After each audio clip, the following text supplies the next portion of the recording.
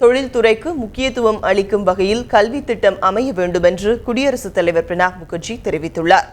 திருச்சியில் நடைபெற்ற NIT பொன்விழா ஆண்டு நிகழ்ச்சியில் பேசிய அவர், 21ஆம் நூற்றாண்டில் வளர்ச்சியை ஏற்படுத்தும் வகையில் அறிவுத்திறன் மற்றும் கல்வியில் புதுமையை புகுத்த வேண்டும் என்றார். உலகமயமாக்கலில் போட்டியை சமாளிக்கும் வகையில் மாணவர்களுக்கு புதிய கற்றல் வழிமுறை, ஆராய்ச்சி மற்றும் புதிய வழிமுறைகளை கொண்டு வர வேண்டும் என்று பிரணாப் முகர்ஜி கூறியுள்ளார்.